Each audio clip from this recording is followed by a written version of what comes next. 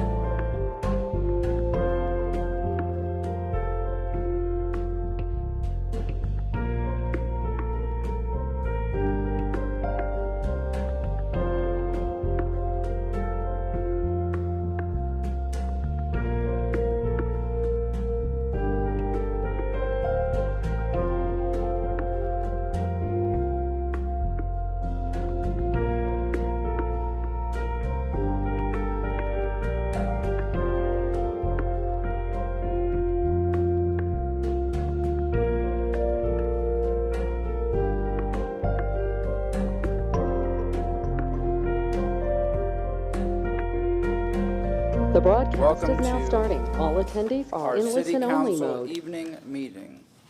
If we could have roll call, please. Carlson. Hurtak. Here. Clendenin. Here. Henderson. Present. Vieira. Miranda. Maniscalco. Here. We have a physical quorum. All right, I have a memo from Councilmember Carlson's office. He will not be able to attend this evening's meeting. I wanted to put that in the record. Ms. Dock, we have a very, very heavy agenda if you want to kick it off. Good evening, Chairman and Council. Yes, we do. I have one item to clear on this evening's agenda, and that is item number 5. If that could be removed from the agenda, this is a misnotice. All right, we have a motion to remove item number 5 by Councilmember Clendenin and a second from Councilmember Miranda. All in favor? Aye. Aye, okay. May I get a motion to approve the agenda? So moved. Motion from Councilmember Clendenin, second from Councilmember Miranda. All in favor? Aye. Aye, and if I can get a motion to open all public hearings, 1 through 4. Motion from Councilmember Clendenin, second from Councilmember Miranda. All in favor? Aye. These are all quasi-judicial. I see we have at least one person registered online, but if you're going to speak on any of the items tonight, 1, 2, 3, or 4, please stand, raise your right hand, and we'll swear you in. If you're going to speak on anything. Do you swear or affirm that the testimony you're about to give is the truth and nothing but the truth? I do. All right, yes, ma'am. Let's start off with item number 1. Thank you so much, Council LaShawn, Dock Development Coordination. Item number 1 is SU 22309. This is for the property at 16,001 Tampa Palms Boulevard. This is a special use request. The request is for a restaurant with drive-in window. The property is currently zoned CU, which is Community Unit. This is in a county designation that is a remainder after annexation. Some of the properties that had this designation of CU were not rezoned to a city designation, whether it's a commercial designation or a PD site plan control designation. So this CU is the equivalent of a CG, or a commercial general use. And while the restaurant use is an allowable use, the drive-in window is the requirement for this special use. And that's what's before you today. And I'll turn it over to Planning Commission to give their report, and I'll come back and give my report. Thank you very much. Thank you. Yes, sir.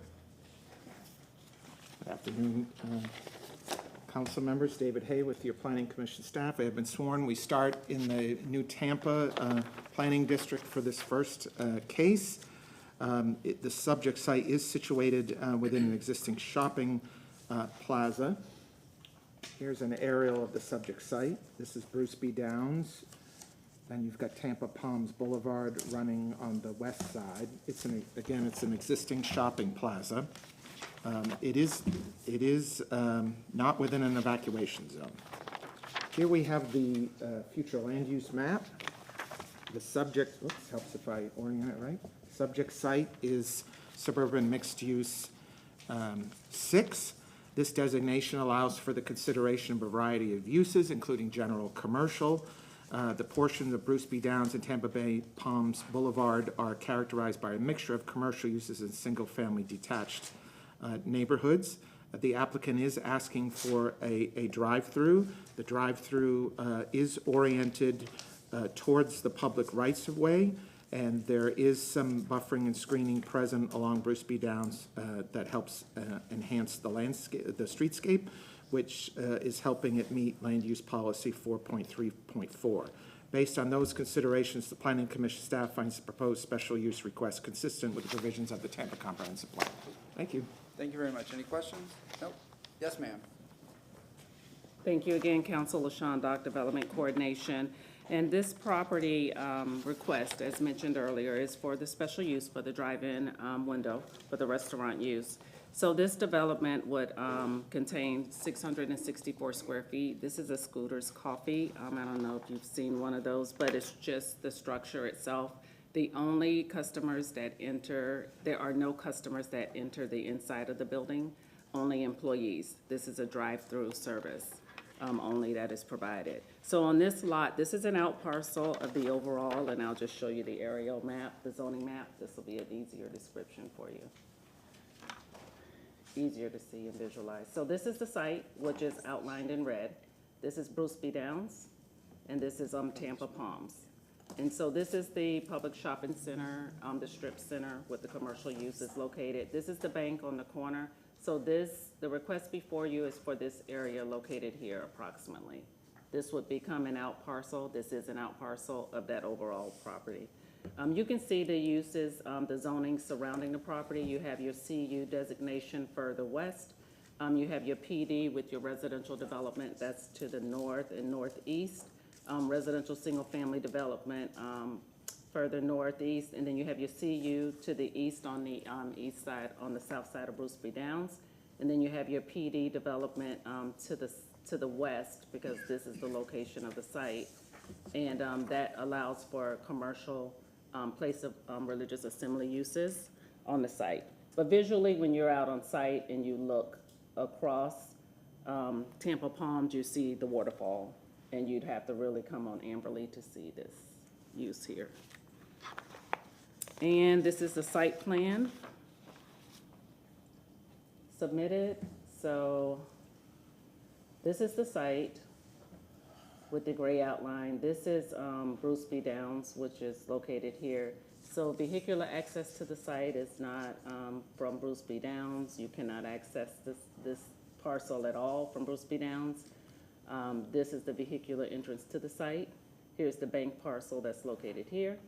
Here's the subject property that's outlined here. This is the building. And the traffic flow, the traffic would come in, enter the site, circle the drive-through, and then they can exit the site. So existing right now on site, I have photos for you, is parking, surface parking. So the site overall is overparked. This use, because it does not have inside customer seating, requires 2 parking spaces, and 2 parking spaces are provided. And the additional spaces that are there are overage for the overall development. And I have the elevations of the site. So the top, this is the south elevation. And this is the west elevation. In the top view, that's the east elevation, and then this is the north elevation. And then I have a few pictures of the site. So this would be the location, the approximate location of the out parcel. This here, this is Bruce B. Downs. Let me zoom out a little bit, sorry, hold on. So this is also a view of the site. This is if you're from the viewpoint of where the shopping center is located and you're looking at the site. The subject site would be somewhere along in this area. This is a view of the shopping center. It's another view. This is near the entry point where vehicles would enter the overall parcel.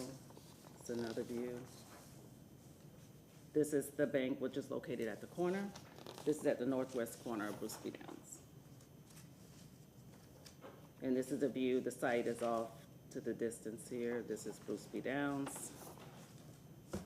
This is that PD with the waterfall that's located there, for the west of the site. And this is south of the site. That's the other corner at Tampa Palms. Staff has reviewed the request and finds the request consistent. There are site plan modifications to be made between first and second reading.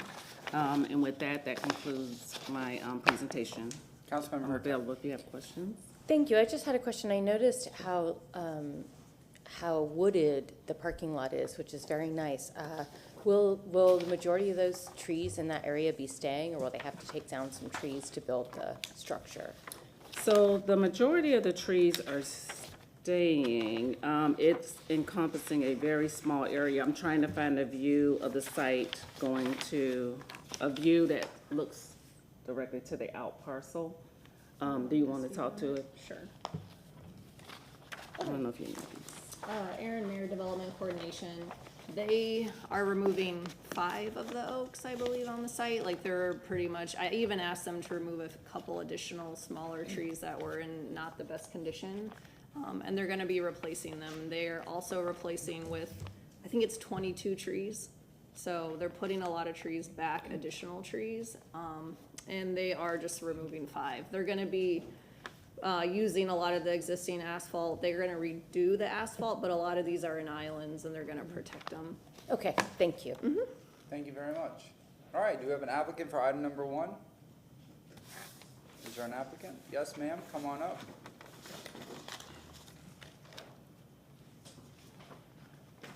Please state your name.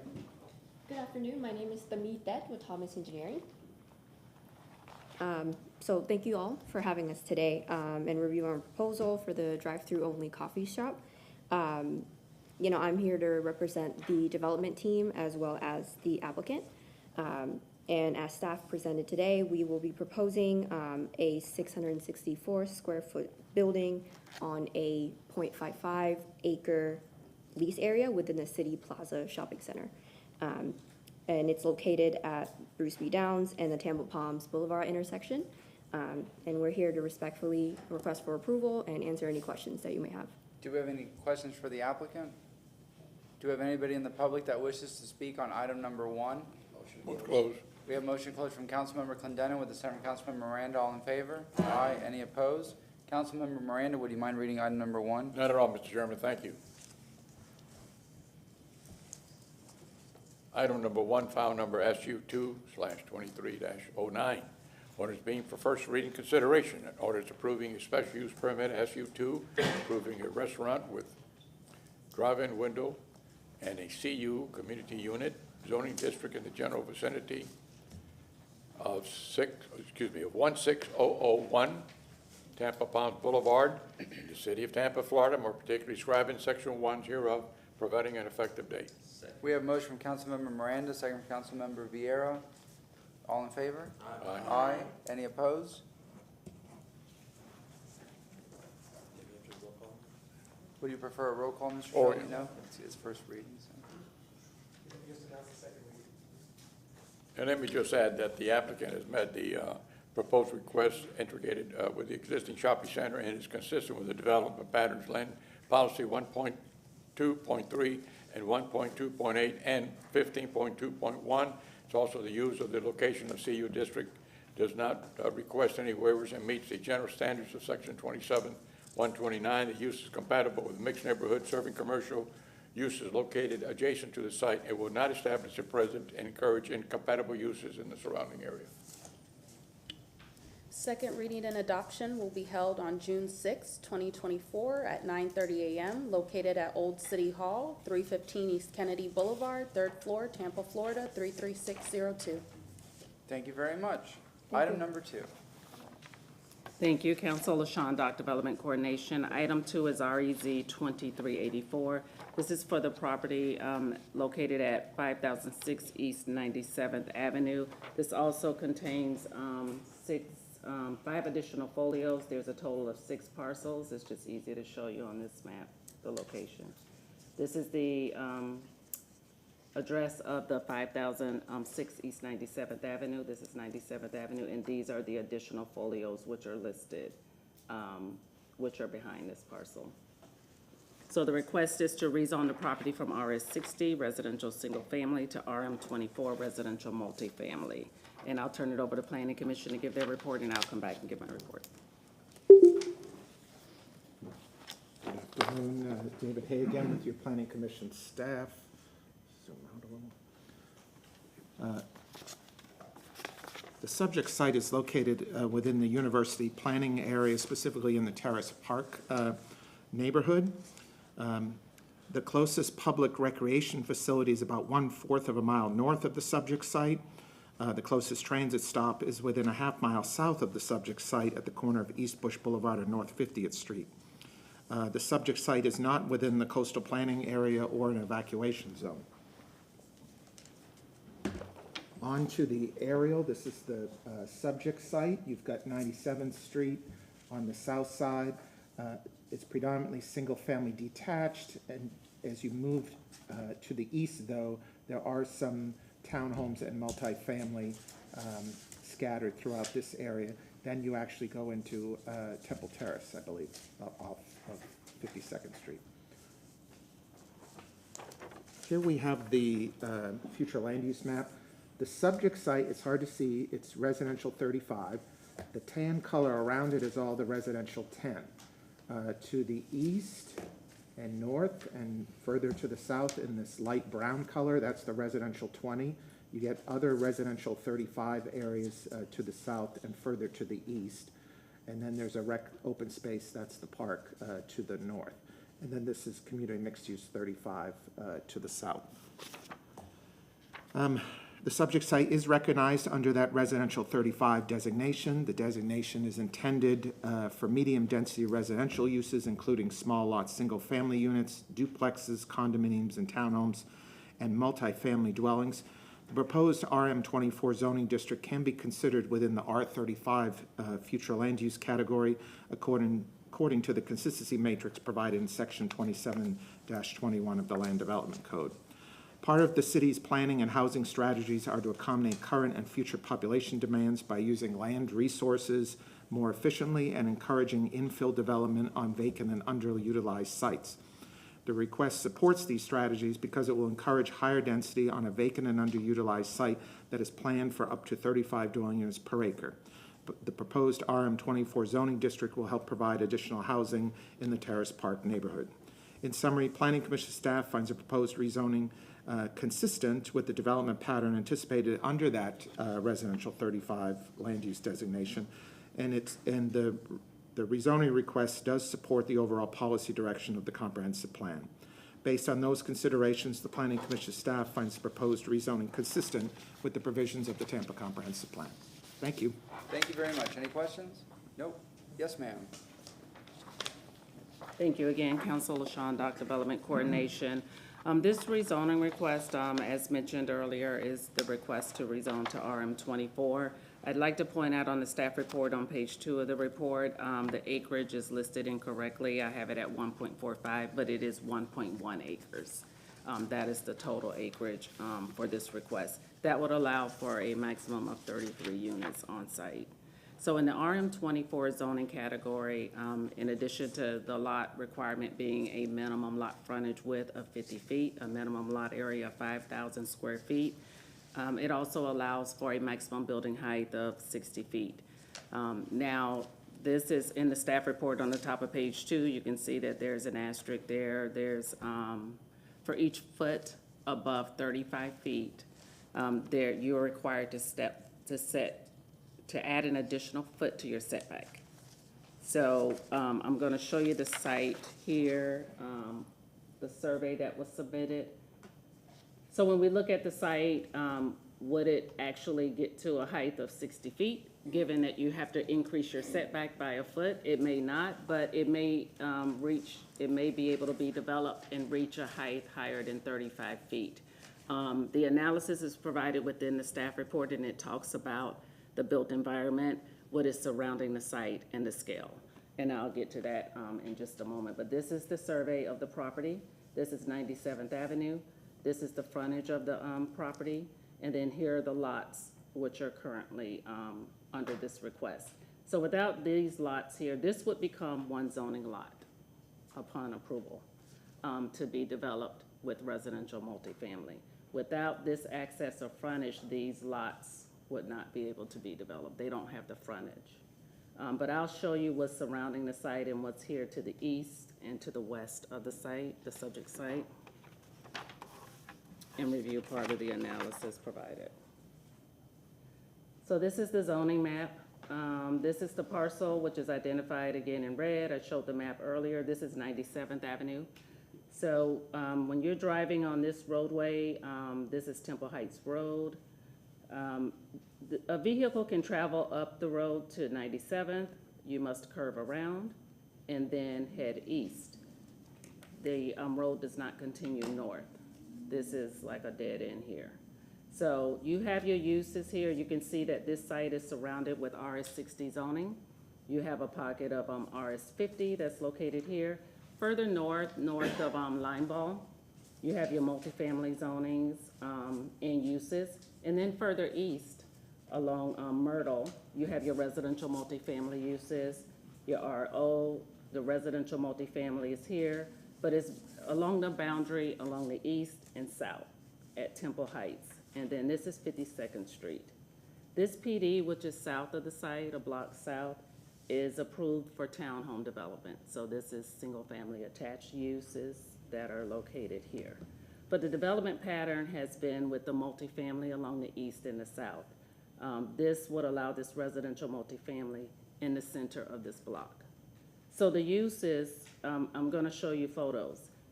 Visually and out on site, if you look at this parcel, this appears to be multifamily. These are separate lots. So these are two-family homes. So this is what would be the duplex use. But it is in our code a two-family.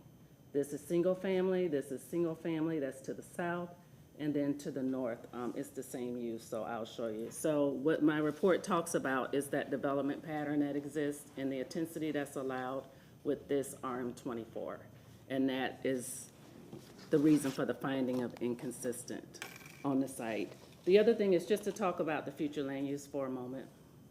So the future land use is R35, and it supports the residential multifamily zone. So any applicant that comes before council for a future land use map amendment, it is with the intent later to come back for additional entitlements through a rezoning, whether it's a PD or a Euclidean rezoning. The question is that the time for that rezoning? Because that future land use is on the property, is that the time to develop? So I just ask, just consider, and I'll present to you and show you the development pattern that's in this area to determine if that is the right zoning for the property. So the RM24 is allowed within that R35, but also what is allowed in multifamily Euclidean is RM18. RM18 allows for a 35-foot maximum building height, and that is in line with the residential that is immediately adjacent. That is the maximum building height allowed at 35 feet. So here are pictures of the site. This is on 97th Avenue. So this is a view if you're looking east on 97th. This is the site off to the picture on the left. These are some of the two units that are there. These are actually landlines that are here between these buildings, but these are your duplexes that exist there immediately east. This is another view. This is further east, so we're heading further east.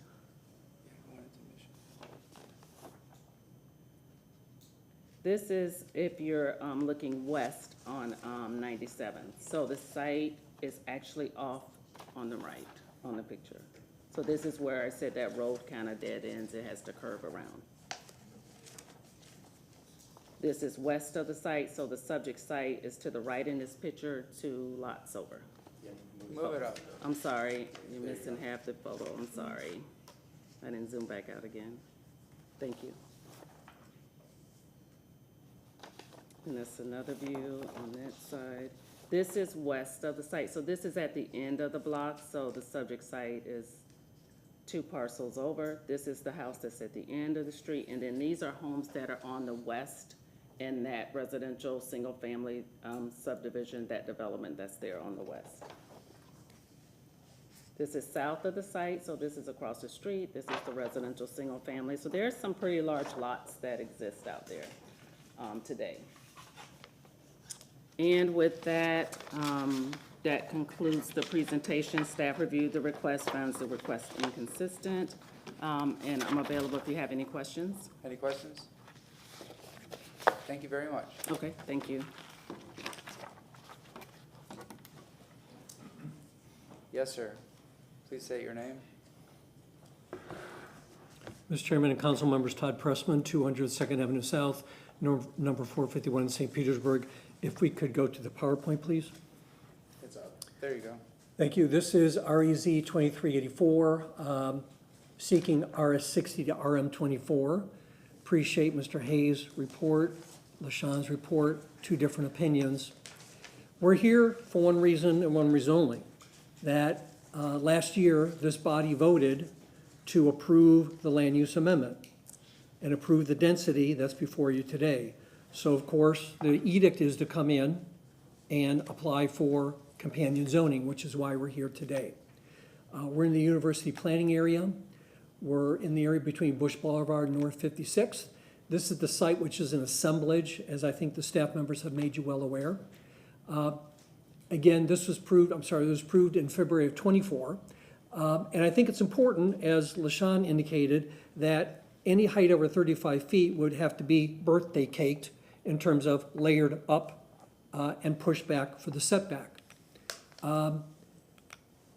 Planning Commission notes the rezoning is consistent with the development pattern and supports the overall policy direction of the comprehensive plan.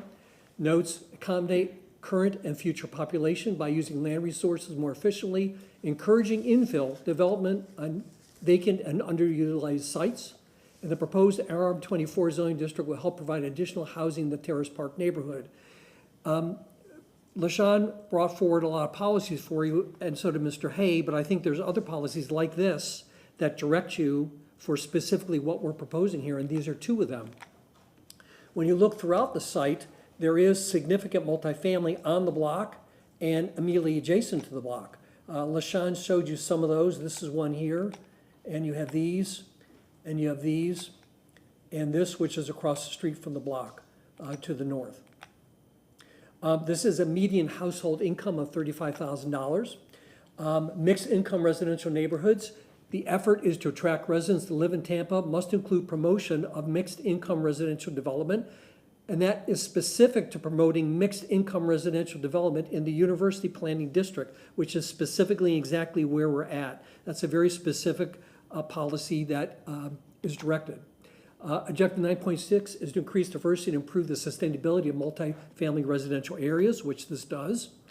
9.6.1 is encourage the development and retention of a diversity of multifamily homes to meet the needs of Tampa's present and future populations. And objective 9.7, provide opportunities for infill in areas already characterized by low to low medium density residential multifamily development, which I've shown you that this area specifically is.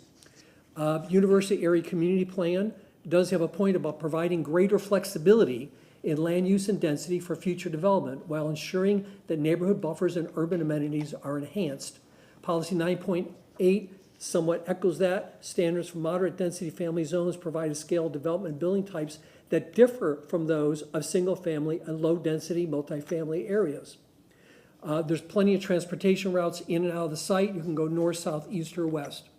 And LaShawn shows you a couple pictures of how the site sits. So in summary, Mr. Chairman, we're here primarily and solely for zoning consistency as required from the approval of Tampa City Council on the land use amendment, supported by many, many comprehensive policies. The net increase of units really is low. It's not a large site, provides housing options, and transportation is very safe. So with that, we're happy to answer any questions that you might have. Councilmember Clendenin, Councilmember Hurtak. One, the pictures you showed without context of where they are geographically really is not relevant to me because I mean, they could be anywhere, and I'm more concerned about the development pattern and proximity to this parcel that you're asking for rezoning. The next thing is none of them showed 60-foot units, which the zoning that you've asked for would permit being constructed with setbacks, of course, which I would be probably not, at least in that one portion, not really usable. But so my question would be why you wouldn't come, if your plan isn't to build to 60, why you wouldn't come with a classification that was more compatible with the surrounding neighborhoods? Well, we do feel that the category chosen is compatible because it is compatible with the land use category. We also sent out 60 notices, and of course, large yellow sign. I don't know if there's anyone here or anyone here speaking against it, but we sent out quite a large number of notices, and I was not made aware that there was anyone in opposition. The push of all the planning policies is to provide a mix of housing and to provide multifamily. There is multifamily on the block. As I showed the one slide, I concentrated on the block, not directly next door, but on the block in the general vicinity. But again, if you're not planning to build to 60, there's clearly zoning, Euclidean zoning in a lesser category that would allow you to build the density without the height, correct? Well, the applicant has not moved forward for a specific plan.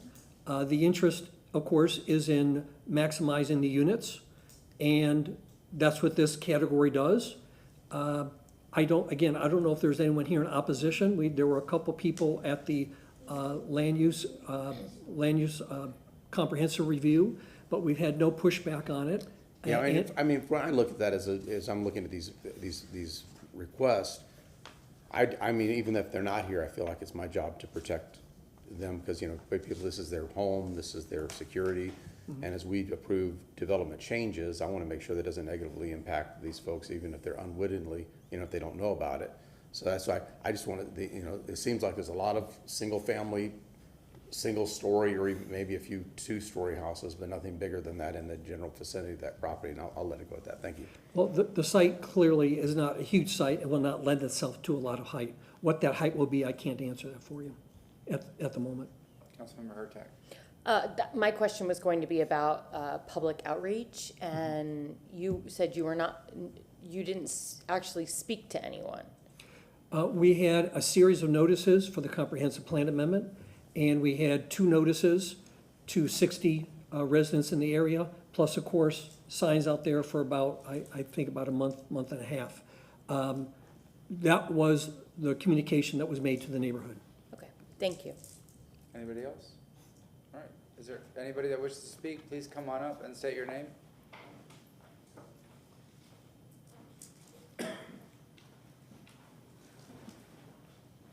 Yes, Hi, ma'am. I'm Noemia Delgado. I'm the owner to one of the adjacent lots. I'm the one, if you have the picture, the one that looks like the L. So my question is, how is it gonna affect me and those 4 single-family homes that sit on? The 3 to my left, to the east, are half-acre lots. Mine is 3/4 of an acre. That lot in question that's empty, it's what, about an acre? How are you gonna fit 33 units when the other lots only have single-family homes? And I have the biggest house on the block, which is just 2 stories still, it's only 1 family. I just wanna know, how's it gonna affect us and the neighbors along Linebaugh Avenue? We'll have the applicant respond with the answer.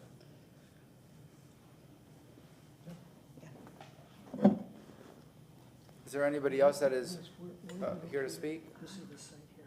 Okay, this is, To the microphone. I'm this one. Bring it on up, sir. Are you talking to me, sir? Yeah. So I was asking the young lady where she is. She's located right here. Is that correct, ma'am? Yes, And so she's answering yes. yeah, the L-shaped lot. It's the one next to it. Would you point for us? Don't touch her, so just point. It's this one right here. So this is the driveway, this is my driveway, and this is my home. Okay. Got it. So, in answer, what's proposed would be a multifamily development. Height would only be determined once pencils put to paper, but again, it will have to be like a birthday cake, requiring a bigger setback for over 35 feet. Okay, So it would be the rear of her lot, which you can see that there's substantial buffering and screening naturally at the site. what is the maximum allowable height for an RM24? Because an RM18 is what, 35 feet? Yes. Yes, ma'am. Ms. Doc? Correct. LaShawn, Dock Development Coordination. The maximum height allowed in an RM24 is 60 feet. But as your height increases over 35 feet, you must step back your setback. So like an this additional building is foot. like a layer cake, you know, once you go past the Yeah. 3rd floor, it Well, goes the in. building itself would have to, yes, the Okay. setback would have to increase, which is why, given this lot size, I can put up the survey. You know, would you be able to develop 60 feet? I don't know, as you go up in height, the setback of that building is going to step back another foot. You still have to provide parking plus the other code requirements.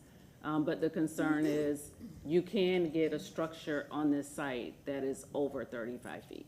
It may not reach 60, but it could go over 35 feet. And again, just for the record, RM18 is 35 feet, correct? Correct.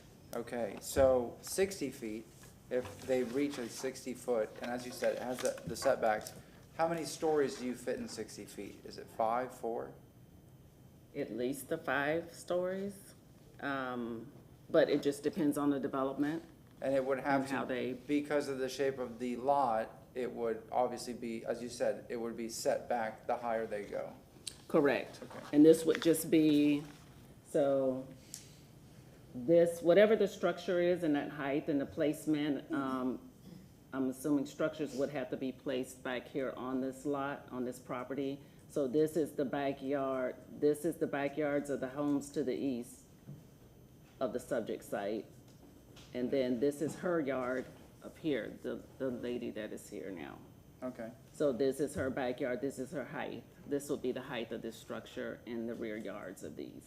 And is there what I saw from the overhead, is there a landscape buffering? Are there existing trees there? There are existing trees, so Do you have an image of what those trees look like? It's not like a couple of palm trees, it's trees, you know? I don't have an image of the trees directly on site, because when I drove out on site, like when you're on Mission Hills for her property, it's hard because this home is set back so far, it's hard to see. These are pretty deep lots. Okay. Like this lot is pretty large, these are pretty large parcels that are just kind of remaining, but they are the single family. Thank you. Councilor Clendenin, and then Yeah, Kurtak. can you zoom out on that a little bit?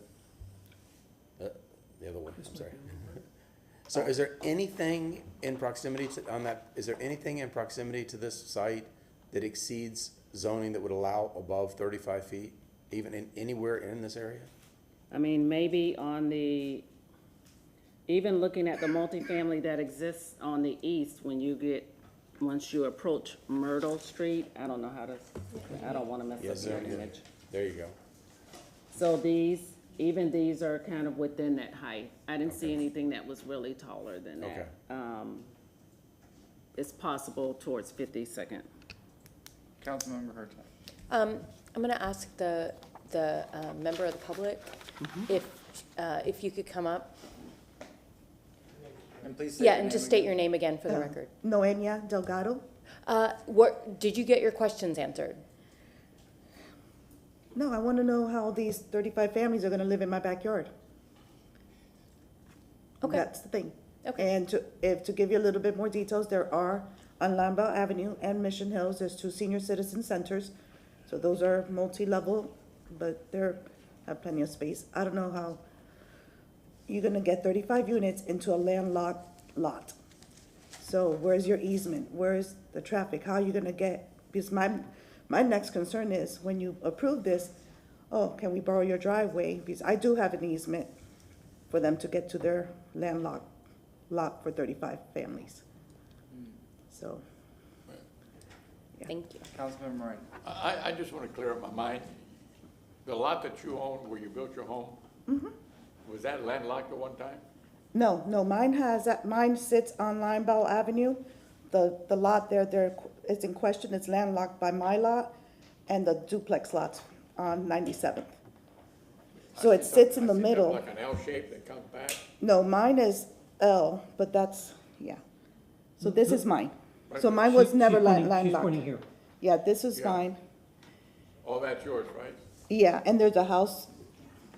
So right here, this is a home, and this driveway, that's my easement from the street, and this is my home. And this is the site that they're proposing.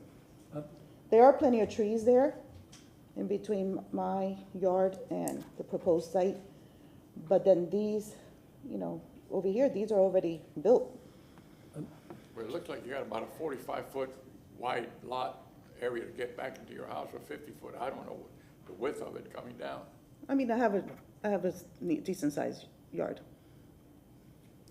Mr. Pressman. but can it's you only bring up one the family. screen a little It's bit? only I'm 4 sorry? people living there. Can you pull up the screen a little bit? I want to see your parcel in question.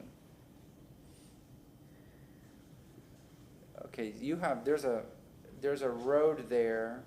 You have access to the site, correct? Yeah, I want to clarify that the only access to the site is on 97, which is here.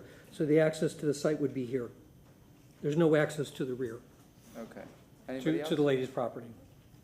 Motion to close. It's just only to 97th there. The assemblage, Okay. this No, is that the answers my assemblage, question. and this would be the access point here. The lady is here. There's no access to the rear. Thank you. We have a motion to close from Councilmember Clendenin. Do you have anything else to add, sir? Closing comments? I just place emphasis again that we contacted 60 residents in the immediate area, and we just have one, with great respect, we have one woman here, thank you, that appears to have a wide buffer and very intensive screening. Thank you. We have a motion to close from Councilmember Clendenin. Do we have a second? Second from Councilmember Hurtak. All in favor? Aye. Any opposed? Councilmember Vieira, would you like to read item number 2? So I'm very conflicted on this one. I am. You know, we obviously need housing in the city of Tampa. We identify certain areas. Really, all the city of Tampa is obviously ripe for housing. But I will get into this because it's not relevant to the hearing. You know, this is. I'm going back and forth on this one, to be honest. I am. I think that, you know, we can read it on first reading and pass it forward, and then maybe have the applicant continue to reach out to the neighborhood and then see where it goes on the second round. Because, you know, turning away a level of housing, it's a 50. So let me do this. I'll read it, see where it goes. Let's see where it goes. I read an ordinance being presented for first reading consideration, ordinance rezoning proper and general vicinity of 5006 East 97th Avenue, folio number 142834-0025, comma 142830-5075, comma 142830-5050, comma 142830-5025, and 142830- 5,000 in the city of Tampa, Florida, more particularly described in section 1 from zoning district classification RS 60 residential single family to RM 24 residential multifamily, providing an effective date. And I find that the applicant has met its burden of proof to provide competent substantial evidence that the rezoning is consistent with the Planning Commission report, and I adopt the findings of the reasoning of the said report. All right, do we have a second? I'll second it. We have a second from Councilman Miranda. All in favor? Aye. Aye. Any opposed? No. So for clarification, yeah, let's do a roll call on it. It sounded like a 3-3, but go ahead. Carlson, Hurtak, No. Clendenin, No. Henderson, No. Vieira, Yes. Miranda, Yes. Maniscalco. Yes. So we have Hurtak, Clendenin, Henderson voting no. All right, so it's a tie vote. It would come back at the next regular meeting when we have a full council, and then we would take it up there. Yes, Councilman Vieira, Councilman. And I have a question for Mr. Shelby. Yes. So it's closed, so I don't want to speak to the applicant, right? It's But closed. during this time, Mr. Pressman can meet with the neighborhood and maybe look at potential reforms in his discretion if he wishes in the project. Am I correct? Or is that, I'm getting a no. Wait, Okay. we have. So strike the second question. Well, the answer to your question is what normally happens at a situation such as this, is the hearing is automatically reopened, so that the record reflect the hearing is reopened, which means that the motion has to come back, it fails. So a new motion has to be made. The Councilmember Carlson would have the opportunity to have reviewed the record and be prepared to vote. Customarily, if he has no questions and is prepared to vote, the hearing will then be closed, a new motion is made, and a vote is then taken on that motion. No, my point is, well, you know what? I think my point is inferred. I'm not going to say anything, so disregard. Councilmember Hurtak. Thank you. So, next regular meeting, would that be next Thursday? Yes. Now, Unless. that's not going to be able to be possible because I'm going to be out. How about June 6th? Do you have an issue with June 6th? I'm out of town on June 6th. Okay, so, Go ahead. Can the applicant change his request between this meeting and the next meeting? That's what I was asking. yeah. I'm doing it very generally, though. I know you were going to get into specifics. I guess that's a question for. Katie? It would be the 20th. Yeah. Kate Wells, Legal Department. With regard to that question, the applicant can always request a zoning district that is less intense. I think what was discussed this evening, the next lowest one is RM 18. They can always go less dense, they can't go higher or expand the scope of the zoning area. And with regard to the one comment about meeting with the public and maybe you can make some reforms, this isn't site plan controlled, it's Euclidean. So I think the only reform potentially would be considering a less dense zoning district that would still allow for the multifamily type development. Yes, ma'am. I'm actually just gonna make a plea to, can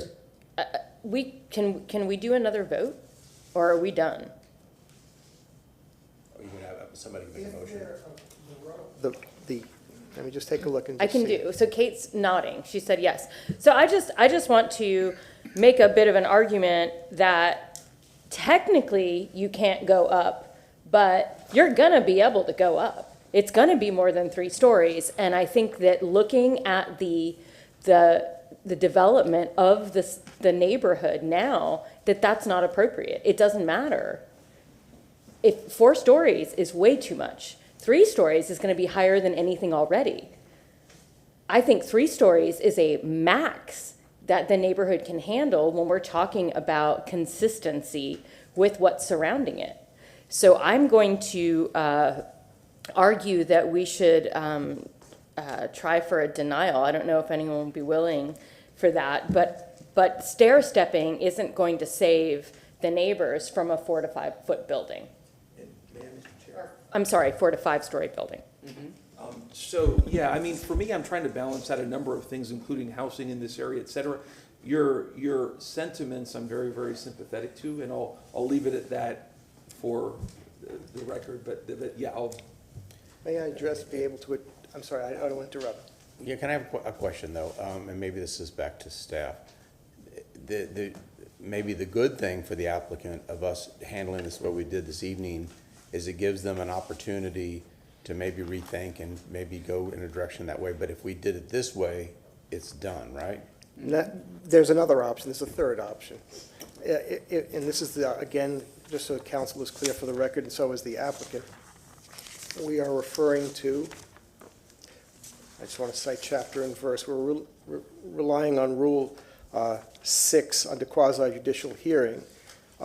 Rule H, if a motion in a quasi-judicial matter fails to receive at least 4 votes, the motion fails, and if another motion in order is not made, the public hearing shall be automatically reopened and continued to a time certain at the next regularly scheduled council meeting, again, subject to your schedule. So the other thing is that if council wishes to reopen this public hearing at this time, they can inquire of the applicant if he wishes to ask for a continuance or to be able to address the rezoning.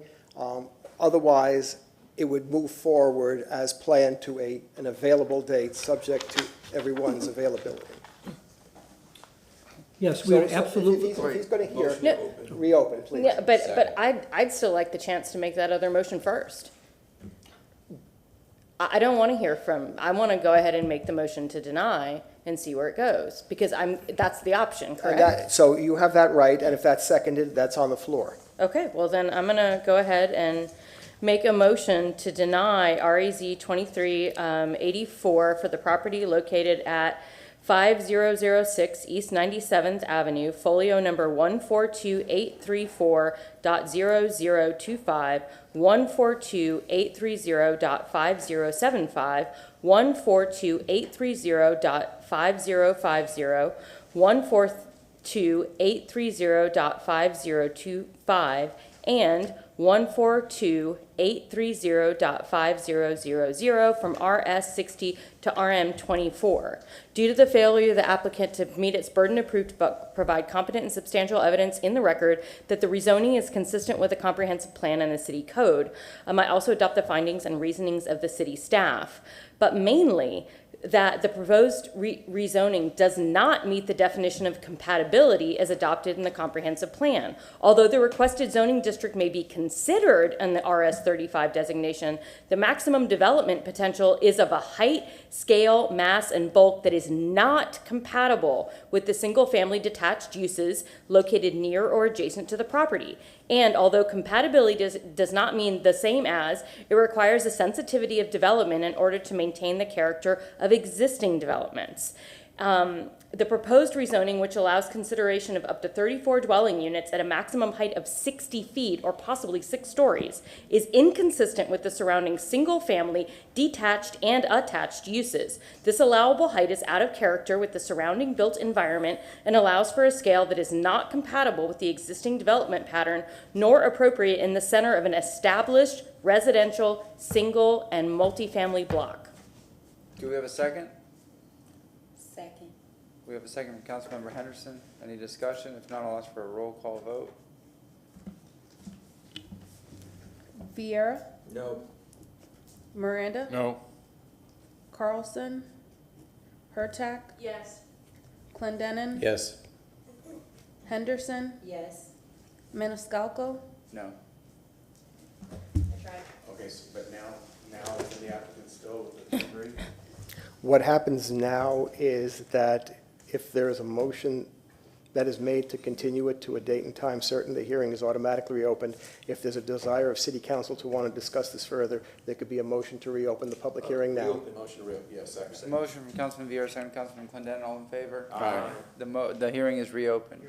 And may I? Yes, sir. Yes, so Councilwoman Hurtak's motion, there's some sympathy I obviously have with that, I do. I believe in trying to keep this alive to get the good out of what we can for the housing. I think that's very, very important here. But again, I am very sympathetic on the issue of scale and massing, et cetera. So that's just, it's, yep, that's it. How's June 20th? I think that would be fine. Just bear with me 1 second, please. Yes. So can the Yeah, applicant, June 20th works fine. can the applicant today at this hearing amend his request for a lower Euclidean zoning request? May I respond to that? Yes. I do want to consider it, but I don't know all the changes. So I don't want to jump in You this. don't want to do that until I'm familiar today. with it. Okay, very Definitely good. want to consider it, and we will consider it. I need to understand it. All right. Yes, ma'am. Yes, Council LaShawn, Doc Development Coordination. Also, what can happen is after this hearing, if the applicant desires to lower his request and requests to amend it for an RM 18, he can do so. It is, we can certainly go back to another first reading if he does it between now and the next reading. And then you would hear the case and then vote again, vote anew. That happens sometimes. Councilman Miranda, Councilman Henderson. And thank you, Mr. Chairman. In fact, what I was hopeful is that the applicant and the neighborhood or the neighbors get together and see what they can be done, because housing is needed here so badly. I'm not here to push anything on anybody, and it's very difficult. I don't disagree or agree with anything that my council members have said, but there's a need and there's a compromise that could be worked out. And when you look at feet by feet, from home to first is 90 feet, from home to second is 120 feet, from home to pitcher's mound is 60 feet. That gives you all the scale between 1 and 100 feet, 120 feet. So maybe within that 60 feet, there could be a change, and that's all I'm saying. I can't speak for either one, for the homeowner who understand what she's saying and for the developer understand what they're saying. So I was just throwing that out just to see what would happen. Thank you. Councilmember Hurtak. Yes, and the only thing that I would recommend is that you get contact info for the neighbors, so that maybe there could be more communication between her and then maybe some other neighbors as well. So yes, but I think a change of zoning to something a little less high would probably might get a different vote. Mr. Shelby. Yeah, just a reminder, council, this is somewhat different than your usual 3-3 tie. My recommendation is now, if the hearing is open, it could just be a request from Mr. Pressman for a date, a continuance. Of course, I will ask Council Member Carlson to have reviewed the record, so you don't have to go through a whole full hearing, but then you can begin by hearing from the applicant and not just closing the hearing right off the bat and be able to have to vote. So my recommendation would be to see what's acceptable to the clerk and to the council, and certainly to Mr. Pressman for a date for continuance. As raised, June 20th would work if the council would be so available. We have a motion from Councilmember Vieira with second from Councilmember Clendenin, June 20th, 2024, here, 315 East Kennedy Boulevard, third floor. All in favor? Aye. Any opposed? Did we say a time on that? Yeah. Is it gonna be 1 o'clock at 10:30?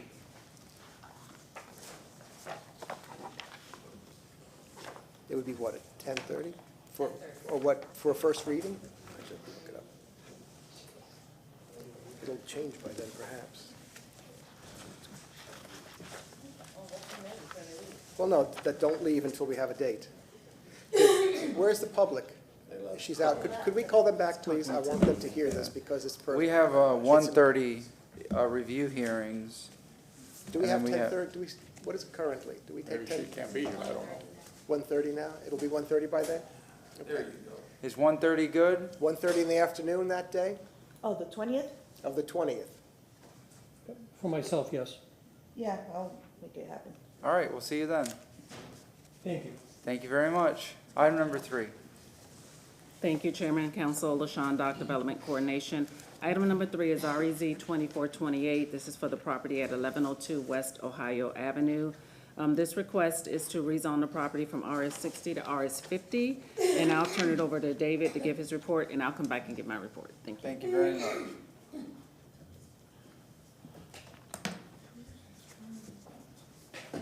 Right. I can now say, good evening, council members. David Hay with your Planning Commission staff. I have been sworn. We moved down to the Central Tampa Planning District for this next case. The subject site is located within the Riverside Heights neighborhood. Plymouth Park to the southeast and Freedom Park to the northeast are the closest public recreation facilities. And the subject site is within the coastal planning area, and it's more specifically located in Evacuation Zone C. Here we have an aerial. The subject site's right there in the center. The subject site and all the tan color is that residential 10. You only get additional intensity and density up along Dr. Martin Luther King Jr. Boulevard with the pink. That's, helps if you can see it. That's all that community mixed use 35. And then these are the parks in green with the rec open space category. Oh, and I should have shown the aerial. But the aerial, you can see that it's mostly all single-family detached. All right. The subject site, again, is within that residential 10. The surrounding area is predominantly residential in character. This portion of West Ohio Avenue between North Ridge Avenue and North Oakdale Avenue, excluding the subject site, has an existing density of 5.56 dwelling units per acre. That's based on 10 sample sites within that block. The existing density on this portion of West Ohio Avenue is approximately 55% of the density anticipated under that residential 10 designation. The proposed rezoning will allow consideration of 2 single-family detached zoning lots at a density of 6.45 units per acre on the subject site in an area planned for up to 10 dwelling units per acre. Due to the presence of single-family uses in the surrounding area and the proposed density, Planning Commission staff finds that the request will not alter the character of the surrounding area and is comparable and compatible with this portion of West Ohio Avenue.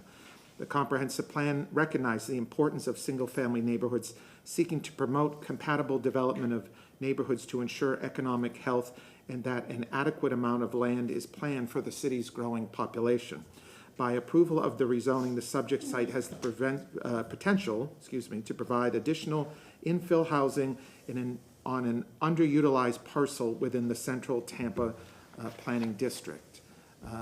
Based on those considerations, the Planning Commission staff does find the proposed rezoning consistent with the provisions of the Tampa Comprehensive Plan, and I'm available if you have any questions. Yes, sir. I don't have a question. I'm just going to say, David, it's good to see you at City Council. Man. I You're second. awesome. I second. I mean that. You're always a pleasure. They wheel me out every once in a while. Yeah, So. you're a gentleman. Thanks. Yes, ma'am. And thank you again, Council LaShawn, Dock Development Coordination. So this request for the RS50 zoning is for a property with a lot area of 13,650 square feet. The lot frontage is 105 feet, and then the depth is 130 feet. In this zoning district, a maximum building height of 35 feet is permitted. So this is the survey submitted. This is Ohio Avenue, so this property is located on the corner, it's a corner site. This is Kenyon Avenue that's located here. This is the 105 feet of width, and then this is the depth of the lot. So it has the existing one-story home on the site.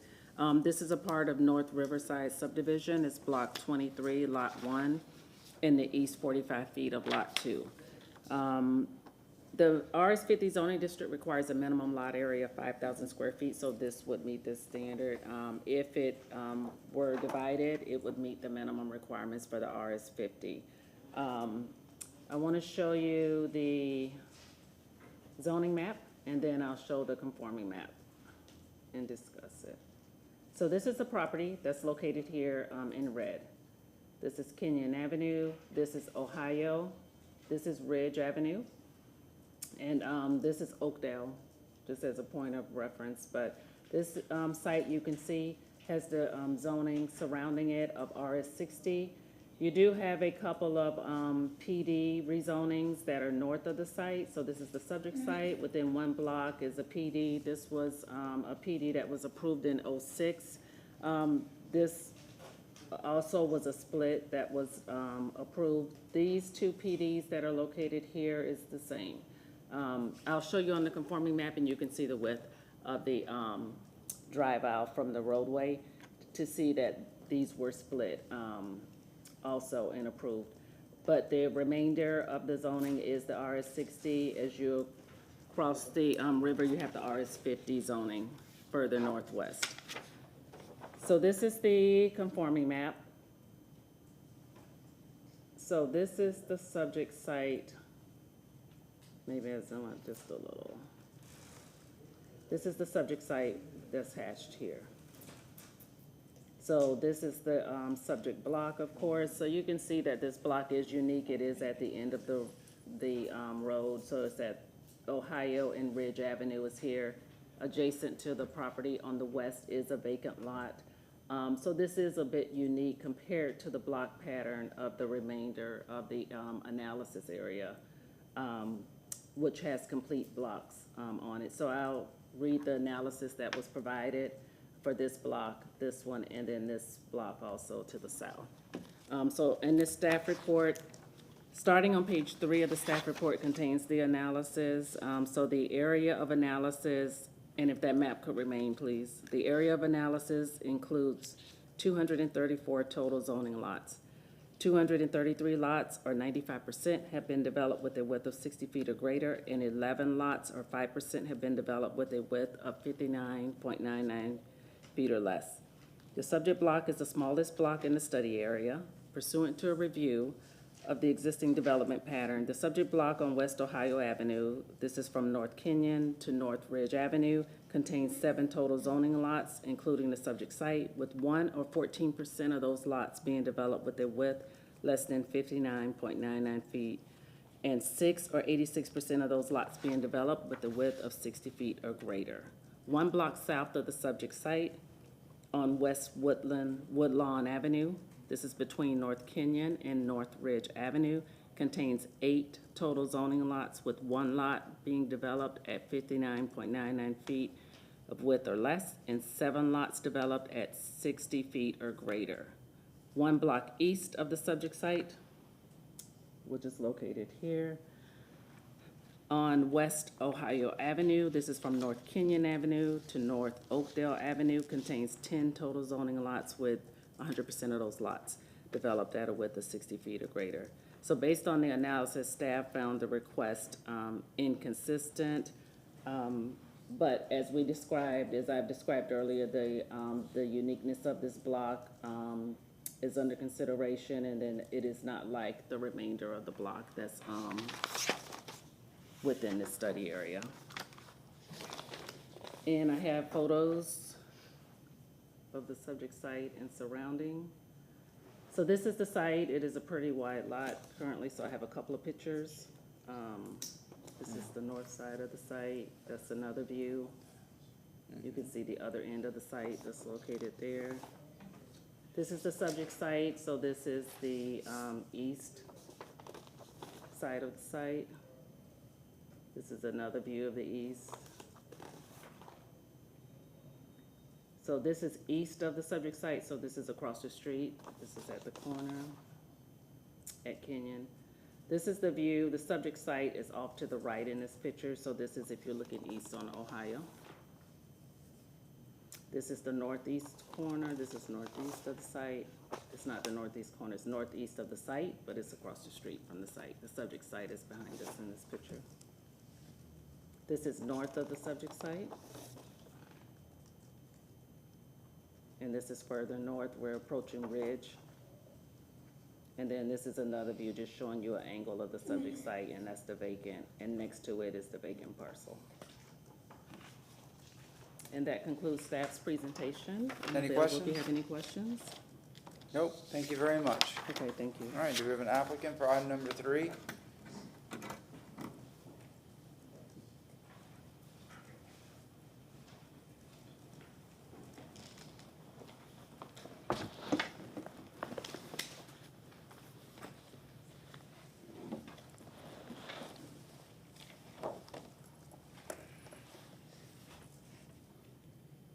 Good afternoon, council members and friends, and happy Mother's Day to you all and all the mothers in your family, especially Diana, my wife that's here with us. My name is Anthony Scaglione, and thank you for hearing us today for my property at 1102 West Ohio Avenue, Tampa, Florida. I'm here with my wife and 4 neighbor friends that have come to speak on our behalf. Knowing how valuable your time is, and my fellow citizens here tonight, I've prepared some comments with supporting documents to hopefully demonstrate the merit of our request and your approval. Our application number is Res 2428, requesting to be rezoned from residential 60 single family to residential 50 single family. We're representing ourselves, having no attorney or consultant, and this application is for our personal family use. We come before you respectfully requesting your consideration for our rezoning request so our family can have expanded housing options at our property, a 2-bedroom, 1-bath house on a double-sized corner lot, measured 105 feet in the front, 30 feet deep in Riverside Heights. Your approval would allow another dwelling to be built on the property, which would give our extended family better housing options, particularly for Diana's mother, my mother-in-law, Carmen Ontiveros, who's widowed, physically disabled, and that we're financially responsible for. A little background. My family, the Scagliones, immigrated like many other Tampa families from Sicily to work in Ybor City and start a new life. Their first small home and business was in Ybor City. In the 1950s, once they saved enough money, they bought property outside of Ybor City in a neighborhood then called Buffalo Heights, now Riverside Heights. They brought in truckloads of fill dirt, leveled the ground by hand. They recycled bricks from a destroyed bakery and built their home at 2902 North Perry brick by brick. They drilled an artesian well in the backyard for drinking water. Our family has contributed, cared for, and loved the neighborhood along with Tampa for over 70 years. From this unique background, I know the neighborhood very well and continue to love it today. Community outreach. Before we started the application process, we spoke to our immediate neighbors and extended neighbors about the rezone idea and received an outpouring of support. We submitted by email today to the quasi-email box our support letter signed by 45 neighbors and Tampa residents. We also have 4 neighbors here tonight to speak on our behalf. I'll try to use this. This is a copy that we submitted of the signed letter that I can give to the city tonight. We began our outreach over a year ago in March of 2023 before we started the formal process by making phone calls, house calls, knocking on doors and visits, and then ultimately mailing the required good neighbor letter April 3rd with my personal cell phone and email address for direct communication. I did get some callbacks, and our neighbor, Mr. Gilray, then met with me and signed our letter of support. We've received no concerns or opposition. All best efforts have been made to ensure our neighbors are supportive of our requests, and we believe through this process that they are. We're confident through the conversations with neighbors and following supporting documents that our request, if granted, would be positive for the neighborhood and maintain our unique character. Supporting documents. Let these documents and maps show that we're not asking for zoning or parcel different than many of what our neighbors have. In the staff report, which shows a lot of good information, the staff report is overall very favorable and positive for our request. On the map that Ms. Stock referred to earlier, there are some elements that are helpful on this map. I think what it shows really that we've got a melting pot in the vicinity of our property of different property sizes and types and uses. This map is a 3-block buffer or 1,300 feet. There are 11 properties that are the size lot that we're asking for or smaller, including Mr. Gilray's property directly south on Woodlawn, which is a 50-foot lot.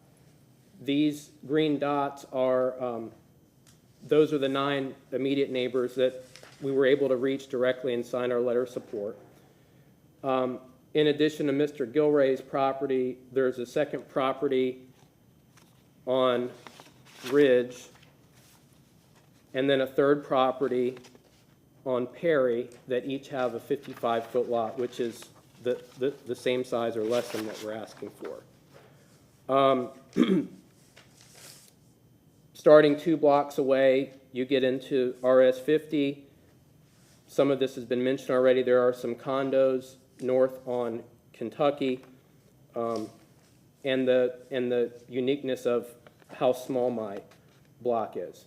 While all this information we believe is helpful and shows that what we're asking for is consistent with the neighborhood, in our case, this map is not an accurate portrayal of the neighborhood makeup for a very important reason.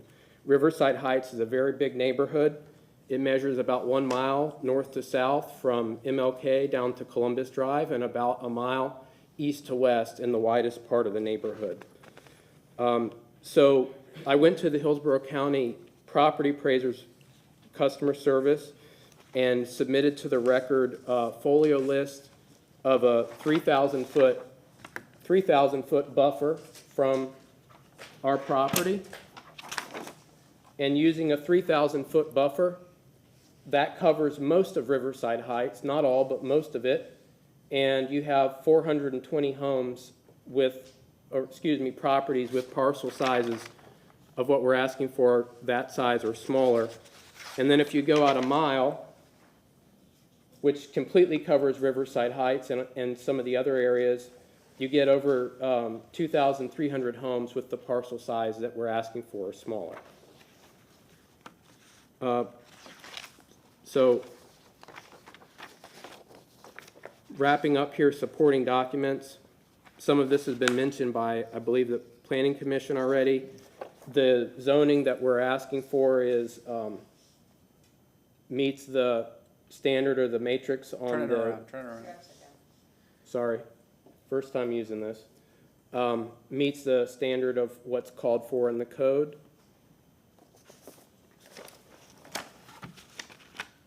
And that's it for supporting documents.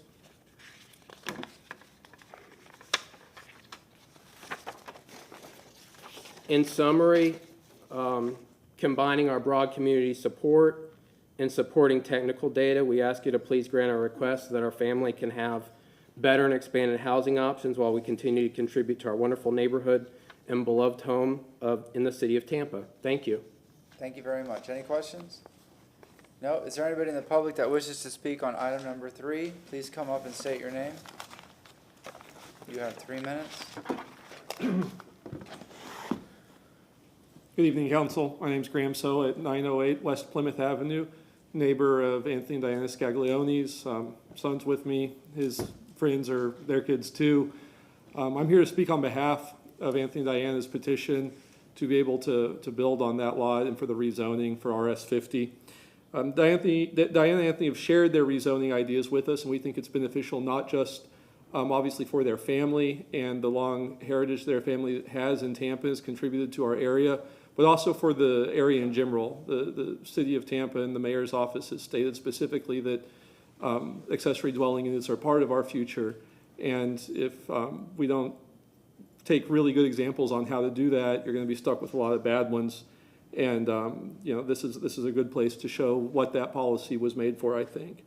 You know, Anthony's work goes a lot beyond what he's spoken about today. His volunteer work with the Rotary Club in Ybor City, where he's the chairman of the environmental committee, revitalizing parts of the river along Riverside Heights, speaks to his commitment to the area as a local resident and as someone whose family is going to use that property themselves. I think that there's really no other option than for y'all to strongly consider and support his rezoning for RS50. I think that's beyond doubt that he showed that there are multiple other properties with smaller sizes that are RS50 in that area. And this is not inconsistent at all with how the neighborhood looks. I think that anything he does there will set those same high standards that he's held himself and his family to. And I really appreciate your strong consideration and support for the change of zone. Thank you.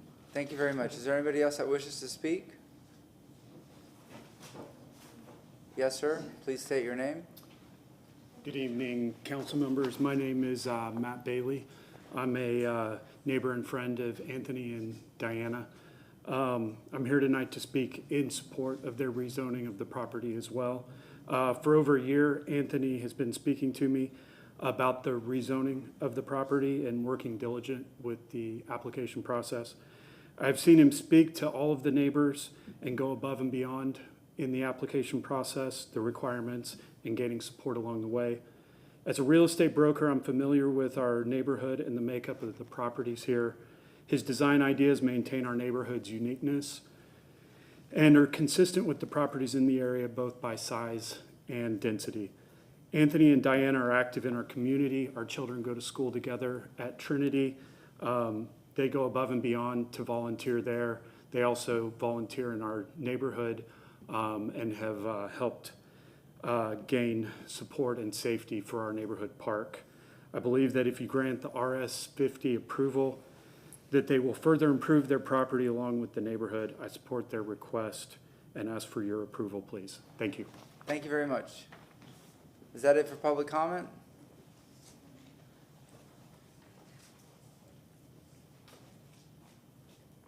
Yes, ma'am. Hi. Please state your name. Ashley Terry, and I am a neighbor and friend also. I live at 2906 North Perry Avenue.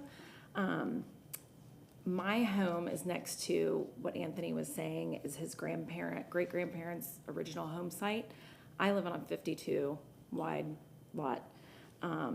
So it's very typical, like he mentioned, to have the different sizes going throughout the neighborhood. I don't think it's against anything. So as a neighbor and a licensed real estate agent also, I can tell you that, you know, the one next to me, across the street from me, they're in the 50s too, next to something that's bigger, it totally makes sense. I also have right around the corner townhomes, so it fits. The neighborhood's over 100 years old and it's been rezoned so many times. I just, like he said, think it's a melting pot, and it's only going to benefit him and the neighborhood to have something else there, and to help his family. So in support of them, I hope you find that as well. Thank you very much. Thanks. Sir? No, I just want to say I want the professionalism that Anthony showed. I don't know if he's an attorney, said he was not an attorney, but the professionalism, you sound like you're a CPA or something of that class, because everything was so methodical and done in perfect order. So I want to congratulate the neighborhood, all of you, for being who you are and how you handle yourself. Very rarely that we see this kind of unity and something, even if you had a disagreement somewhere, it was never shown here. And I want to thank the neighborhood for being who you are and where you come from. The Scaglione family is like looking at the Joneses and the Smith. They're everywhere. And there's a lot of Scagliones, and sometimes they're related and most times they're not. But I just want to say thank you to the whole neighborhood for showing up. If I may? Yes. Oh, did you want to? No, go ahead. I'll go ahead. No, I was just going to agree, and this has nothing to do with my vote or anything of that nature, but Mr. Scaglione has always been a very nice guy and a gentleman, so we haven't talked a lot in a while. It's been a while. But this presentation is not inconsistent with what I've seen in the past, and the support of the neighborhood. It's nice to see, because we don't always see that, right? Fair. So that's all I'm saying. Thank you. Mr. Maniscalco, we're not related. We're not related. I had that in my notes to mention. Yeah, there's no conflict, we're not related. Good evening, council members. My name is Jordan Maniscalco. No relation to Councilman Maniscalco. And I'm a resident of Riverside Heights at 3211 North Perry, and a neighborhood friend of Anthony and Diana Scaglione. I'd like to speak to you in support of the rezoning application for their property. Anthony and Diana are active in supporting and volunteering in the neighborhood. Last October, Anthony organized a flag-raising ceremony here above the old City Hall in celebration of Italian American heritage. The event was successfully coordinated with the city and well attended by the public. Our neighborhood of Riverside Heights is made up of thousands of homes in many different property sizes. We have residential, condos, townhomes, churches, multifamily. It's like everyone said, a very big melting pot. Over half of the neighborhood has parcel sizes less than what Anthony and Diana are asking for in this application. I'm personally in the construction industry, and I see many types of neighborhood projects and designs in my work. It is my personal opinion that Anthony and Diana's rezoning request is consistent and maintains the character of the neighborhood, and I ask that you please grant them approval for their application, and I'd like to thank you for your time this evening. Thank you very much. All right, anybody else? If not, there's no questions, I'll ask for a motion to close. So moved. Oh, you do? Councilmember Clendenin. Yeah, this is an interesting one, because I'll be honest with you, I came into this fully expecting to vote against this. I mean, 100%. I do a lot of the research and reading and look at the neighborhood. I will take issue on what you're asking for really isn't, because I agree with staff. This is not consistent with the development pattern of this neighborhood. I mean, clearly most of the lots, if not all but a few outlying exceptions, that one odd-shaped lot, the river lot, and then that one directly behind your property are all substantially larger widths. So the immediate vicinity. But that being said, I do appreciate the fact that it's a very eclectic neighborhood. It's developed in a very eclectic way with different styles of housing, different ages of housing, riverfront property, again, swaying the types of this way the streets are laid out is somewhat different. And I concur with my fellow council persons. It's nice to see the folks that come in of supportive of the issue. There's obviously, I also appreciate the fact that you incorporated your neighbors into the discussions as you developed these ideas. I think that was important, and the fact that nobody, clearly this was signed properly and people did not show up in opposition, I think is a testament to your outreach ahead of time and being proactive. So I think you swayed me, because mine would have been a vote against. Again, taking this in a sterile environment, it would have been a vote against. I would have supported our city staff's objections, but I think taking that in, weighing that with everything else that we're hearing tonight, I think you've changed my mind. But thank you, and I'll move to close. Motion closed from Councilman Clendenin, second Councilman Vieira. All in favor? Aye. Any opposed? Yes, ma'am. Councilmember Henderson. Yes, Chair, I move file number REZ 2428, an ordinance being presented for first reading consideration, an ordinance rezoning property in the general vicinity of 1102 West Ohio Avenue in the city of Tampa, Florida, and more particularly described in section 1 from zoning district classifications RS60 residential single family to RS50 residential single family, providing an effective date. Second. We have a motion from Councilmember Henderson, second Councilmember Miranda. All in favor? Aye. Aye. Any opposed? I don't need to give reasons. If you'd like to, go ahead. Sure. I find that the findings based on the competent substantial evidence found in the staff report, applicant's report, and testimony establishes that the rezoning will allow for enhanced utilization of the land consistent with the density anticipated under the residential 10 designation, and will provide additional infill housing on an underutilized parcel in accordance with land use policies 2.1 to 9.2.1 and housing policy 1.3.4, and compliance with the land development code. Although the prominent pattern of the development includes lots that are 60 feet or wider, the overall lot area of the resulting lots is approximately 6,825, which is greater than the minimum lot area for the RS 60 zoning district. And within a two-block range to the north, there are existing PD zonings, REZ 06-67, which allowed a lot split, which created a 37-foot wide lot, and REZ 06-36, which allowed for 2 homes in the rear of an existing lot. Thank you, Chair. Yes, ma'am. All right, last item of the night. We already voted. Oh, did you do a second reading? Yeah, wait. Yeah, I think you're in a hurry. No hurry here. Second reading and adoption will be held on June 6, 2024 at 9:30 a.m. located at Old City Hall, 315 East Kennedy Boulevard, 3rd floor, Tampa, Florida, 33602. All right. Thank you very much. Yes, ma'am, last item. Thank you, Council. LaShawn Dock, Development Coordination. The last item for this evening is REZ 2429. This is for the property at 1408 East 21st Avenue. The request is to rezone the property from RS 50 Residential Single Family to RM 18 Residential Multifamily. I'll turn it over to Planning Commission and come back and give my report. Good evening, council members. David Hay again with your Planning Commission staff. We end up in the central Tampa Planning District for this last case, more specifically the East Tampa Urban Village. The closest transit stops are approximately 0.3 miles from the subject site at the nearest East 21st Avenue intersections. Cascaden Park is the closest public recreational facility, and the subject site is within a level E evacuation zone. Here we have an aerial. The subject site, kind of hard to see here. This is East 21st Avenue. This is the park just to the south. You could see the predominant pattern is mostly single-family detached. There is some multifamily scattered throughout, especially to the west, and then also down here in the south.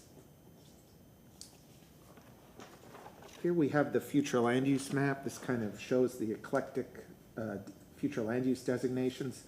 The subject site and parcels surrounding it, and down to the southwest, and also along 15th Avenue. That's all the residential 20 in that brown. It gets more dense as you go south of the park. Again, residential 20, and this is the community mixed use 35. Further up 15th, on that red, that's the community commercial 35.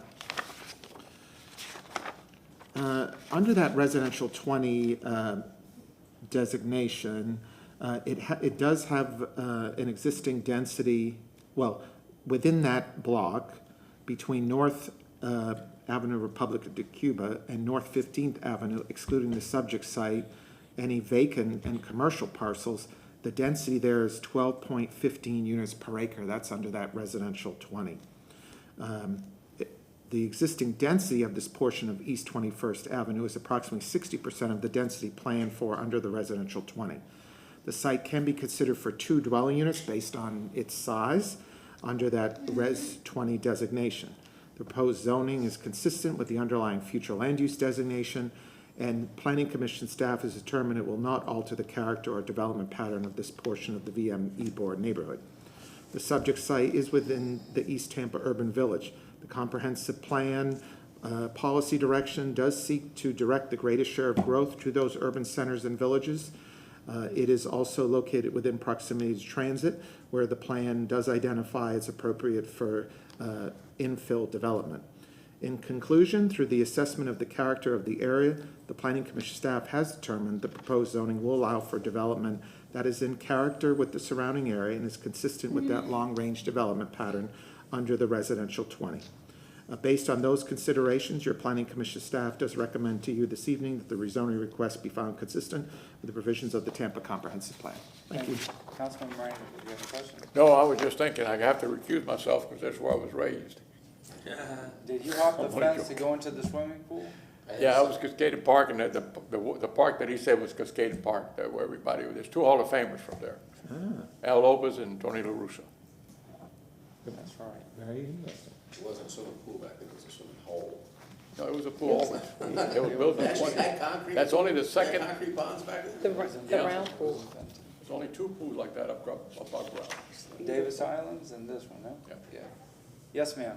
Thank you, Council. LaShawn Dock, Development Coordination. So the parcel that is under this request for the rezoning is 5,000 square feet. It has 50 feet of frontage. It just happens to have 100 feet in depth, so it meets that minimum requirement size for the lot. It is contained on East 21st Avenue. Let me show the zoning map, and I can just talk to that. So this is the property that's located here in red. This is 21st Avenue. So in evaluating this site, we looked at the uses that are adjacent to the site. This block actually contains commercial use at the end, commercial zoning, and a vacant commercial use. So this is CN, commercial neighborhoods. To the south is the park. To the southeast is a PD, which is an older PD. It is approved for commercial uses. And to the north of the site is R01 zoning, which is residential office, and it does have an office use here. So there is a mixture of uses within this block. So this requested zoning of RM18 would allow for a maximum of 2 units, which would have minimal impacts considering the commercial nature of the block. You can see that the zoning to the west, you have the YC8 zoning, which is the residential zoning in the Ybor City district. And then north of 21st Avenue, the districts change. That is the end of the YC district. And then you see your PD development along with your RS50 zoning that's further to the east of the subject site. This is a survey of the site, which shows the site on 21st Avenue. This is the frontage. It is contained within Lot 11, Block 9, and this is the parcel boundary. And then I have pictures of the site. So this is a view of the site. This is looking directly at the site. This is east of the site. And this is that commercial, that CN zoning, commercial neighborhood zoning, that property that's on the corner. This is Cascade Park. That's located here. Let me move it up a little bit. It's another view. So this is of course south of the subject site. This is west of the subject site. And then this is west of the subject site, which is a vacant lot, but you can see that residential building. I have another view of it through that lot. And this is another view of this residential building. So the site in this picture is over in this area. And then this is the alley. And then this is that residential, that R01 zone. It's not residential use, I'm sorry. It's residential office zone, but it has an office use. And then this is west of the subject site. So staff reviewed the request and finds it consistent. I'm available if you have any questions. Thank you very much. Thank you. Applicant?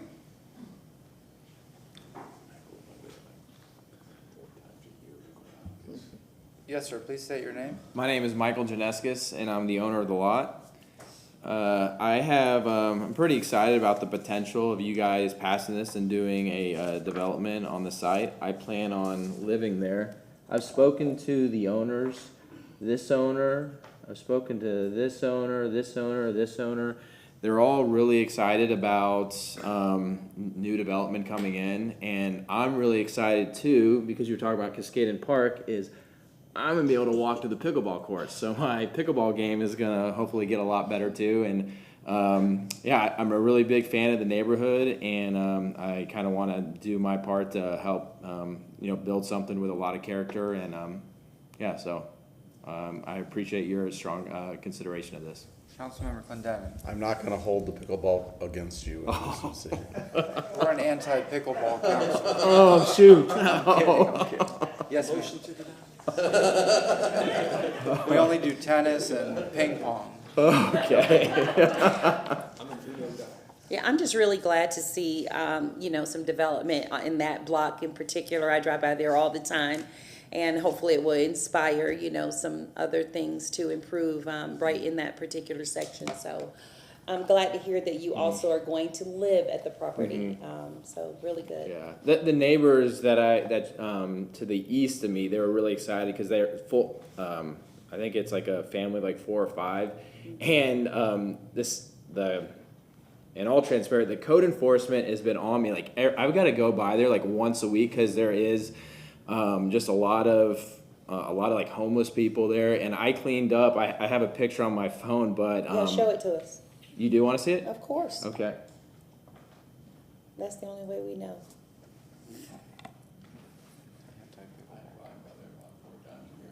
That gas, somebody bought the old gas. So I hadn't been to this site in a while, and so this was, I had to go to the dump, and it was like over 1,000 pounds. And what's worse is like there was like over 150 needles, and so the family to the east of me is really excited that I'm gonna clean up that lot, and they're not gonna have to deal with that issue going forward. Good. Motion to close. We have a motion to close from Councilmember Henderson, second from Councilmember Miranda. All in favor? Ask if there's anybody in the audience that wants Yeah, I know. Is there anybody in the audience that wishes to speak? Motion to close. Second. We have a motion and a second to close. All in favor? Aye. Any opposed? Councilmember Clendenin. Despite or in spite of the pickleball comments. An ordinance being presented for first reading, consideration and ordinance rezoning property in the general vicinity of 1408 East 21st Avenue in the city of Tampa, Florida, more particularly described in Section 1 from zoning district classifications RS50 residential single family to RM18 residential multifamily, providing an effective date. I find that the compliance with the applicable goals, objectives, and policies in the comprehensive plan, as noted in the Planning Commission staff report, that the rezoning will not alter the character of or development pattern of this portion of VM Ybor neighborhood, and will encourage residential development on an underutilized lot and will provide additional housing choices in the East Tampa urban village in accordance with land use policies 5.1.4, 8.1. 15.2, 9.3.8, 9.7.1, 2.1.2, 5.11, 9.6.1, 9.62, 9.64, and housing policies 1.34. We have a motion and from Councilmember Clendenin, second from Councilmember Miranda. All in favor? Aye. Any opposed? No. Congratulations. Thank you, sir. Appreciate it. He's gonna read it. Gotta do it again. Second reading. It's not done officially yet. Second reading and adoption will be held on June 6, 2024 at 9:30 a.m. located at Old City Hall, 315 East Kennedy Boulevard, 3rd floor, Tampa, Florida, 33602. Thank you very much. See you next time. Thank you. All right, new business. Chair Pro Tem recognizes Chairman Maniscalco. Thank you very much. Just a couple of quick things. Happy Mother's Day to all the mothers out there, and happy Mother's Day. And also my friend Charles Holsoppel, who I have coffee with many mornings, is going to be celebrating a very special birthday this weekend. His mother in South Tampa on May 12th will be turning 108 years old. Wow. And she's in great shape. Do you remember when she was born, Charlie? I was there. Thank you. So I want to wish her a very special happy birthday. She might be the oldest living Tampa resident. I don't know for sure, but certainly at 108 years old, it's exciting. All right, Councilman Miranda, any new business? I just want to say the passing of Basil Scaglione, and 99 years old. 6 months shy of 100. So he's a very nice guy, he was, and the whole family's very nice, so God bless the whole family. Councilman Vieira? Yes, sir. A couple quick ones. Judge Perry Little is going to be marking 55 years as being a member of the Florida Bar. I wanted to give him a council commendation for that. It'll be done off-site. I had talked to him actually about potentially being the facilitator for our committee. He wasn't able to do it, but God bless him, a great guy. We have a motion from Councilman Vieira, second Councilman Miranda, all in favor? Aye. Any opposed? And by the way, I also did want to remind council members that next week, we are going to be addressing that issue again. And I've seen some of the folks being put on there, and they're all stellar. So So just, that's great. Gosh, I only have the other one. I only have two. But I motion for staff to report on the feasibility of conducting a GPR scan and/or consulting with an archaeologist and/or dive team to conduct a search for the erased or for the College Hill Cemetery on the city-owned property in or around the retention pond located at the corner of 25th Avenue and 26th Street, adjacent to the Italian Club at the September 19th meeting. There were some notes here. This wasn't, thought there was another version of this motion. Well, that, I'm sure that, whatever. We have a motion from Councilmember Vieira, second from Councilmember Henderson. All in favor? Aye. Any opposed? Did we vote on the commendation? Yeah. Yeah. We're quick today. We did vote on the commendation, correct? Yeah, yeah. I missed it. Yes, ma'am. Do you have anything? I don't have anything, Chair. Thank you. Yes, sir. No, I just want to say thank you for bringing that back this meeting, Councilman Vera, on the scanning. Good. I appreciate having the time to just do a little bit of research and not, just to make sure that all the ducks in a row, and I think it's the right thing to do. Councilmember Hurtag. Thank you. I'm going to be out next week, and I know you all are going to be talking about residency requirements more, so I actually have a motion about that. I move that the legal staff provide an in-person report on June 6, 2024 regarding the residency requirements in Charter Section 6.01, specifically analyzing whether and how the number of individuals to whom the requirements apply can be reduced. Second. Very good. Councilmember Hurtag with the motion, second from Councilmember Henderson. All in favor? Aye. Any opposed? Councilmember, yes, ma'am.